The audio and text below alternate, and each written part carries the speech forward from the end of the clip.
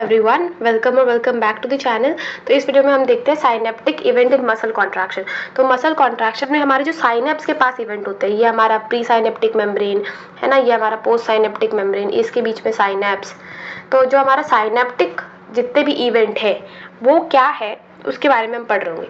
तो इसके हमको दो इंपॉर्टेंट चीज़ याद रखना है, एक तो एक्साइटेशन कॉन्ट्रैक्शन कपलिंग और एक जो हमारा एक्शन पोटेंशियल आता है न्यूरॉन का, और एक्शन पोटेंशियल कैसे हमारे मसल में आता है। उसके बाद फाइनली जो आता है वो मैकेनिकल कॉन्ट्रैक्शन होता है, मतलब मस्क्यूलर कॉन्ट्रैक्शन होता है जो कि मैकेनिकल इवेंट है। तो एक्साइटेशन कॉन्ट्रैक्शन कपलिंग हमको क्या बताते हैं, जो स्केलेटल मसल है उसमें एक्सॉन से क्या आया, इलेक्ट्रिकल इवेंट आया, फिर एक्सॉन से इलेक्ट्रिकल इवेंट हमारे मसल में गया, वो इलेक्ट्रिकल इवेंट के थ्रू हमने मसल को कॉन्ट्रैक्ट करवाया जो कि एक मैकेनिकल इवेंट है।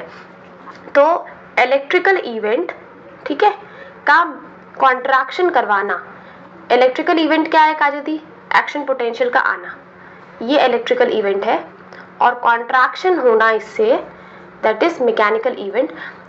इसको हम बोलते हैं एक्साइटेशन कॉन्ट्रैक्शन कपलिंग, ठीक है। और ये पूरा का पूरा जो प्रोसेस है वो हमारा क्या है, कैल्शियम मेडिएटेड प्रोसेस है।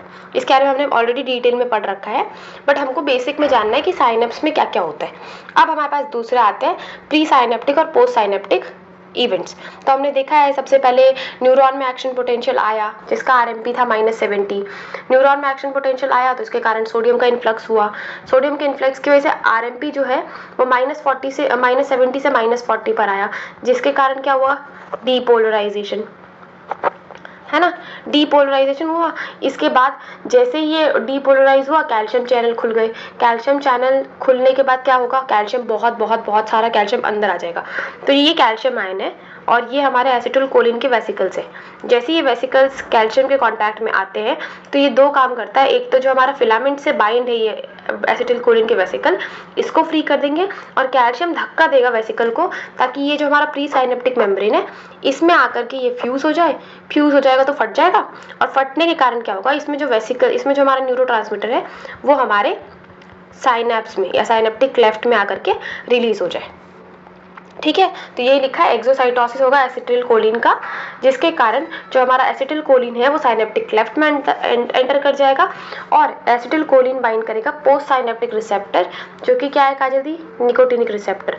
तो यहाँ पे एसिटिलकोलिन बाइंड हुआ, जैसे ही निकोटिनिक रिसेप्टर से एसिटिलकोलिन बाइंड हुआ, यहाँ पे हमारे पास लग गया सोडियम के गेट, सोडियम चैनल के।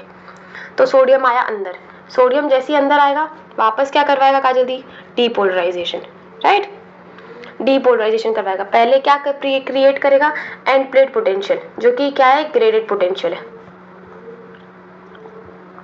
जैसे ही ये ग्रेडेड पोटेंशियल एक थ्रेशोल्ड वैल्यू तक पहुंच जाएगा, ये क्रिएट कर देगा एक्शन पोटेंशियल, और फाइनली उसके इवेंट्स हो जाएगा हमारा मस्क्यूलर कॉन्ट्रैक्शन।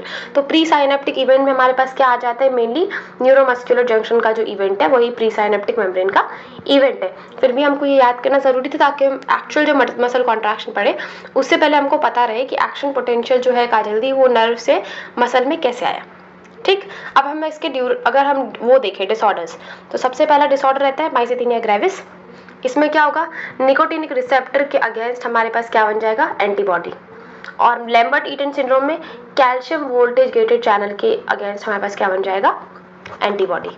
तो जो हमारा लैम्बर्ट ईटन है ये प्री साइनेप्टिक है, और जो हमारा निकोटिनिक वाला है वो, मतलब माइसेथेनिया जो है वो पोस्ट साइनेप्टिक है।